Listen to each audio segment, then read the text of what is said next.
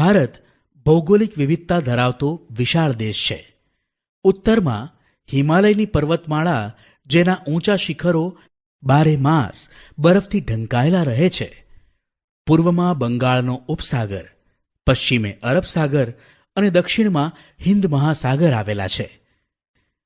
ભારત લગભગ 32.8 લાખ ચોરસ કિલોમીટર ક્ષેત્રફળ ધરાવે છે. તેનો અંદાજિત વ્યાપ ઉત્તરમાં કાશ્મીરથી લઈ દક્ષિણમાં કન્યાકુમારી સુધી 3214 કિલોમીટર અને પૂર્વના અરુણાચલથી પશ્ચિમમાં ગુજરાતના કચ્છ સુધી 2933 કિલોમીટરમાં વિસ્તરેલો છે. લાંબા સમુદ્ર કિનારા, ઊંચી ઊંચી પર્વતમાળાઓ, દૂર દૂર સુધી ફેલાયેલા નદી મેદાનો, ઉબડખાબડ ઉચ્ચ પ્રદેશ અને કિનારાથી દૂર આવેલા ટાપુઓ જેવા વિવિધ ભૂમિ સ્વરૂપો અહીં જોવા મળે છે. આબોહવા અને વનસ્પતિ સાથે સંસ્કૃતિ અને ભાષાની વિવિધતા પણ આપણને ઉડીને આંખે વળગે છે. આપણા રિવાજો અને પરંપરાઓમાં ભિન્નતાઓ જોવા મળે છે અને આ વિવિધતા અને એક રાષ્ટ્રની ભાવના આપણને વિશ્વમાં એક વિશિષ્ટ ઓળખ અપાવે છે. ભારતના ભૂપૃષ્ઠના આધારે તેના પ્રાકૃતિક વિભાગો પાડવામાં આવ્યા છે. ઉત્તરમાં આવેલો મહદઅંશે હિમાલય સીમાર રક્ષકનું કાર્ય કરે છે. તેની ઉત્તર દક્ષિણ ફેલાયેલી સમાંતર પર્વતમાળાને 3 ભાગમાં વહેંચવામાં આવી છે. તેની છેક ઉત્તરમાં મહાહિમાલય કે હિમાદ્રી પર્વતમાળામાં વિશ્વનું સૌથી ઊંચું શિખર માઉન્ટ એવરેસ્ટ આવેલું છે. ત્યારબાદ તેની દક્ષિણે મધ્ય હિમાલય કે હિમાચલ નામથી ઓળખાતી પર્વતમાળા આવેલી છે, જ્યાં દર્શનીય સ્થળો અને યાત્રાધામો આવેલા છે. તેની દક્ષિણે શિવાલિક કે લઘુ હિમાલય નામે ઓળખાતી પર્વતમાળા આવેલી છે. હિમાલયની દક્ષિણે ગંગા, સતલુજ, યમુના, બ્રહ્મપુત્ર અને તેની શાખા નદીઓએ ઠાલવેલા કાંપથી બનાવેલ વિશાળ મેદાન આવેલું છે. આ નદીઓથી બનેલા મેદાન સમતલ અને ખેતી માટે ફળદ્રુપ ઉપજાઉ જમીન ધરાવે છે. ત્યાં વધુ ખેત ઉત્પાદન થતું હોવાથી મેદાનોમાં ગીચ વસ્તી જોવા મળે છે. ભારતના પશ્ચિમ ભાગમાં ભારતીય મહામરુસ્થળ આવેલું છે. ત્યાં ગરમી વધારે તથા વરસાદનું પ્રમાણ નહિવત હોય છે. ક્યારેક તો સળંગ 3-4 વર્ષ સુધી વરસાદ થતો નથી. આ ક્ષેત્રમાં વનસ્પતિનું પ્રમાણ ખૂબ ઓછું જોવા મળે છે. ઉત્તરના મેદાનોની દક્ષિણે ઊંધા ત્રિકોણાકારે દખ્ખણનો ઉચ્ચ પ્રદેશ આવેલો છે. તેનું ભૂપૃષ્ઠ સમતલ નથી. તેના કેટલાક ભાગો ઊંચા તો કેટલાક ઓછી ઊંચાઈ ધરાવે છે. અહીં ઘણી પર્વતમાળાઓ અને પહાડી વિસ્તારો આવેલા છે, જેમાં દુનિયાની સૌથી પ્રાચીન પર્વતમાળા અરવલ્લી આ ક્ષેત્રની ઉત્તર પશ્ચિમે આવેલી છે. તેની દક્ષિણ પૂર્વમાં વિંધ્યાચલ અને સાતપુડાની પર્વતમાળાઓ આવેલી છે. પૂર્વથી પશ્ચિમ તરફ વહીને અરબ સાગરને મળતી નર્મદા અને તાપી વિંધ્યાચલ અને સાતપુડાની પર્વતશ્રેણીમાંથી વહે છે. દક્ષિણના ઉચ્ચ પ્રદેશની પૂર્વ દિશામાં પૂર્વ ઘાટ અને પશ્ચિમ દિશામાં પશ્ચિમ ઘાટ આવેલો છે, જે પૈકી પશ્ચિમ ઘાટ સળંગ જ્યારે પૂર્વ ઘાટ તૂટક છે. આ ઉચ્ચ પ્રદેશો જ્વાળામુખીથી બનેલા હોવાથી તે ક્ષેત્રોમાં ખનિજો વિપુલ પ્રમાણમાં મળી આવે છે. અહીં બતાવેલ ભારતના પ્રાકૃતિક નકશાનું અવલોકન કરો. પૂર્વ ઘાટની પૂર્વમાં અને પશ્ચિમ ઘાટની પશ્ચિમે કિનારાના મેદાન આવેલા છે. આ મેદાનોમાં પૂર્વ કિનારાના મેદાનની તુલનામાં પશ્ચિમ કિનારાનું મેદાન સાંકડું છે. ગોદાવરી, મહાનદી, કાવેરી અને કૃષ્ણા પૂર્વ તરફ વહીને ફળદ્રુપ મુખ ત્રિકોણ પ્રદેશ બનાવી બંગાળાના ઉપસાગરને મળે છે. બ્રહ્મપુત્ર અને ગંગા નદીએ બંગાળના ઉપસાગરમાં સુંદરવન નામના વિશાળ મુખ ત્રિકોણ પ્રદેશની રચના કરી છે. ભારતમાં 2 ટાપુ સમૂહ આવેલા છે. બંગાળાના ઉપસાગરમાં દક્ષિણ પૂર્વે આવેલા અંદમાન અને નિકોબાર તથા અરબ સાગરમાં કેરળના કિનારાથી પશ્ચિમે પરવાળાથી બનેલા લક્ષદ્વીપ ટાપુઓ છે. ભારતની છેક દક્ષિણે હિન્દ મહાસાગર આવેલો છે. વાતાવરણમાં થતા રોજિંદા ફેરફારને હવામાન કહે છે અને કોઈ પણ સ્થળમાં હવામાનના તત્વોની આશરે 30 વર્ષની સરેરાશ પરિસ્થિતિને આબોહવા કહે છે. ક્યારેક ગરમીનું પ્રમાણ વધે તો ક્યારેક ઠંડીનું, તો વળી ક્યારેક આકાશ વાદળછાયું બની જાય છે અને સૂર્ય વાદળો પાછળ ઢંકાઈ જાય. પવન વગેરેની વિગતો તમે રેડિયો કે ટીવી દ્વારા જાણી શકો છો. ભારતમાં આ મુજબની ઋતુઓ અનુભવાય છે. શિયાળો વિન્ટર, ડિસેમ્બરથી ફેબ્રુઆરી. શિયાળો ઠંડીની ઋતુ છે. આ દિવસોમાં સૂર્યના કિરણો ત્રાંસા પડતા હોવાથી અને ક્યારેક હિમવર્ષા થવાથી ઉત્તરના મેદાનમાં અને હિમાલયના પર્વતીય પ્રદેશમાં તાપમાન નીચું જાય છે.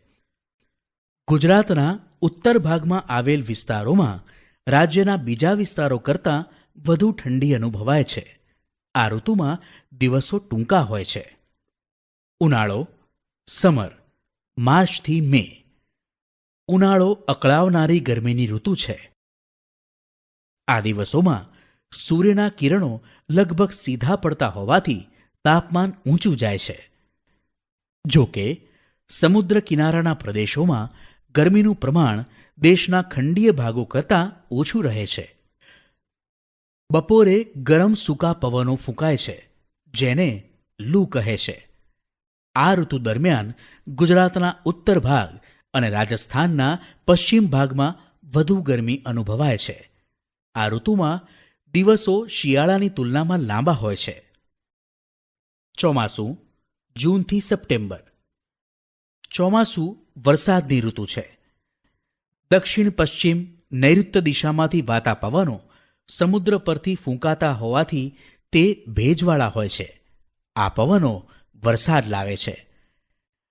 આ પવનોનો એક ફાંટો અરબ સાગર પરથી આગળ વધી કેરળ, મહારાષ્ટ્ર, ગુજરાત અને મધ્ય ભારત સુધી પહોંચે છે, જ્યારે બીજો ફાંટો બંગાળના ઉપસાગર, અંદમાન દ્વીપ સમૂહો, પૂર્વ ભારત થઈ ગંગાના મેદાનોમાં આગળ વધે છે. આ બંને ફાંટા આગળ જતાં એકબીજાને મળી પશ્ચિમ ઉત્તર પ્રદેશ, હરિયાણા, પંજાબ અને પૂર્વ રાજસ્થાન સુધી પહોંચી વરસાદ આપે છે. વરસાદના આગમનથી ખેડૂત વર્ગ ખેતીકામમાં પ્રવૃત્ત થઈ જાય છે. આ પવનોના માર્ગમાં પર્વતો આવે ત્યારે ત્યાં વધુ વરસાદ આપે છે. ગુજરાતમાં વરસાદની શરૂઆત જૂન મહિનાના બીજા કે ત્રીજા સપ્તાહથી શરૂ થઈ જુલાઈના પહેલા સપ્તાહ સુધીમાં તો આખા ગુજરાતમાં વર્ષા ઋતુનું આગમન થઈ જાય છે. ગુજરાતમાં આ પવનોના માર્ગમાં મોટા પર્વતો ન હોવાથી વરસાદનું પ્રમાણ ઓછું હોય છે. ભારતમાં મોટાભાગની ખેતી વરસાદ આધારિત હોવાથી સારા ચોમાસાનો અર્થ ખેતીમાં મબલખ પાક એવો કરાય છે. આ ઋતુ ખેતી માટે ખૂબ અગત્યની ગણાય છે. પાછા ફરતા મોસમી પવનોની ઋતુ શરદ ઋતુ, નિવર્તન ઋતુ ઓક્ટોબરથી નવેમ્બર. આ ઋતુમાં પવનો જમીન પરથી સમુદ્ર તરફ વાય છે. આ પરિસ્થિતિ ચોમાસાથી તદ્દન વિપરીત જોવા મળે છે. ઉત્તર પૂર્વ એટલે કે ઈશાન દિશામાંથી જમીન પરથી વાતા પવનો સૂકા હોય છે, તેથી વરસાદ આપતા નથી.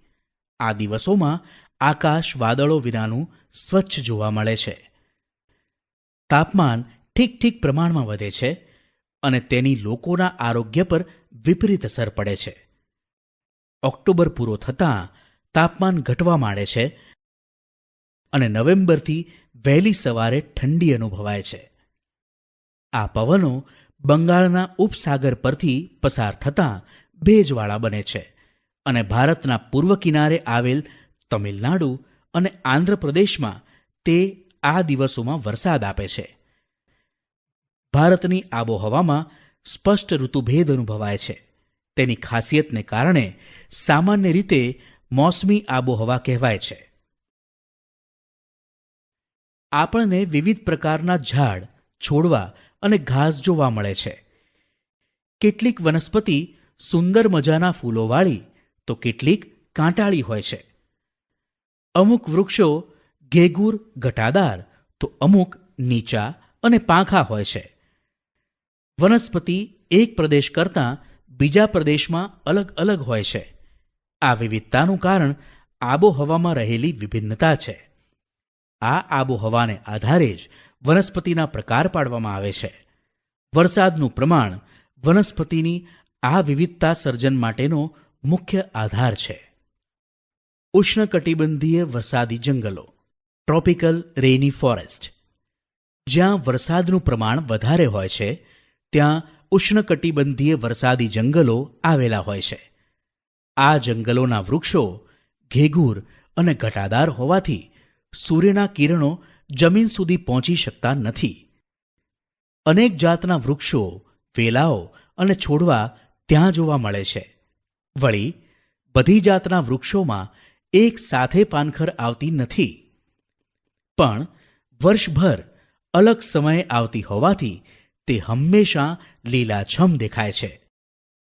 આ પ્રકારના જંગલો પશ્ચિમ ઘાટના કિનારાના તરફના ઢોળાવોમાં પટ્ટી રૂપે અને અંદમાન નિકોબાર ટાપુઓમાં તથા ઉત્તર પૂર્વ ભારતના કેટલાક ભાગોમાં આવેલા છે. મહોગની, રોઝવુડ, નેતર વગેરે વૃક્ષો અહીં જોવા મળે છે. જંગલોનું મહત્વ. જંગલો આપણી ઘણી જરૂરિયાતો પૂરી પાડે છે. તેનાથી થનારા મુખ્ય ફાયદા કોઠાની મદદથી જાણીએ. જંગલોના ફાયદા.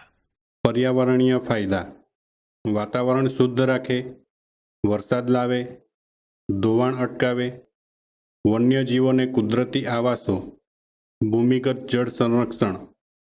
આર્થિક ફાયદા: બળતણ અને ઇમારતી લાકડું, ઔષધિઓ, ઉદ્યોગો માટે કાચો માલ, ઘાસચારો, લાખ, રાળ, ગુંદર જેવા જંગલી પેદાશો. આપણા દેશના જંગલોમાં વિવિધ જાતના વન્યજીવો વસે છે, જેમાં સસ્તન વર્ગના પ્રાણીઓ, પક્ષીઓ, જળચરો, ઉભયજીવીઓ, કીટકો, સરીસૃપો, કીડાઓનો સમાવેશ થાય છે. વાઘ આપણા દેશના વિવિધ ભાગોમાં જોવા મળે છે અને તે આપણું રાષ્ટ્રીય પ્રાણી છે. જંગલી બકરીઓ હિમાલય અને નીલગિરીના પર્વતોમાં, હાથી અને એકશિંગી ભારતીય ગેંડા અસમના જંગલોમાં મુક્ત રીતે વિહરતા જોઈ શકાય છે. કેરળ અને કર્ણાટક રાજ્યના જંગલો હાથીઓ માટે જાણીતા છે. એશિયાઈ સિંહ સમગ્ર વિશ્વમાં માત્ર ગુજરાતમાં ગીરના જંગલોમાં જ જોવા મળે છે. જાણવા જેવું: સિંહ ભારતમાં માત્ર ગીરના જંગલમાં જ જોવા મળે છે. તે ગુજરાતનું રાજ્ય પ્રાણી છે. સંરક્ષણના પ્રયાસોથી તેની સંખ્યામાં વધારો થયો છે. ભારતમાં પક્ષીની અનેક પ્રજાતિઓ જેવી કે સારસ, બતક, કોયલ, પોપટ, ઘોરાડ, ચીબરી, કાબર, સમડી, ગીધ, ગરુડ, ઘુવડ વગેરે વસે છે. મોર આપણું રાષ્ટ્રીય પક્ષી છે. આ ઉપરાંત ભારતમાં ગુજરાત, ઓડિશા વગેરે રાજ્યોના સમુદ્ર કિનારે સમુદ્રના કાચબાઓ ઈંડા મૂકવા આવે છે. આપણે ત્યાં સાપની ઘણી પ્રજાતિઓ જોવા મળે છે. તે પૈકી મોટાભાગની પ્રજાતિઓ બિનઝેરી છે. આપણા દેશના જળાશયો અને જળપ્લાવિત વિસ્તારોમાં દૂર દૂર આવેલા ઠંડા પ્રદેશોમાંથી પક્ષીઓ શિયાળામાં બચ્ચા ઉછેરવા આવે છે. ગુજરાતનું નળ સરોવર, ખીજડીયા, થોળ, છારીઢંઢ વગેરે જગ્યાએ શિયાળા દરમિયાન હજારો વિદેશી પક્ષીઓ આવે છે અને શિયાળો પૂરો થતાં તે પોતાના વતનમાં પરત જાય છે. આવા પક્ષીઓ પ્રવાસી કે યાયાવર પક્ષીઓ તરીકે ઓળખાય છે. જાણવા જેવું: સુરખાબ, ફ્લેમિંગો. સુરખાબ નળ સરોવર, કચ્છના રણમાં તથા કાદવિયા કે પાણીવાળા ક્ષેત્રોમાં જોવા મળે છે. તે લાંબા પગ અને સફેદ ગુલાબી ઝાંયવાળું શરીર ધરાવે છે. ભારતમાં માત્ર કચ્છમાં જ તે માળા કરે છે. જમીન પર કીચડવાળી ક્ષારીય માટીમાં નાનો ગોળ ટીંબો બનાવી તેના મથાળે ખાડો કરી તેમાં ઈંડા મૂકે છે.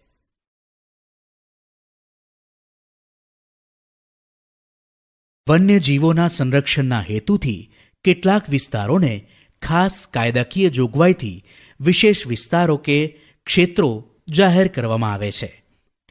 આપેલ કોઠો જોઈને તે સમજી શકાય છે. જંગલો અને વન્યજીવોની સુરક્ષા આપણા સૌની જવાબદારી છે. તેના સરકાર દ્વારા ઘડવામાં આવતા કાયદા અને મૂકવામાં આવતા પ્રતિબંધોનો અમલ કરવા આપણે સૌએ કટિબદ્ધ થવું પડશે.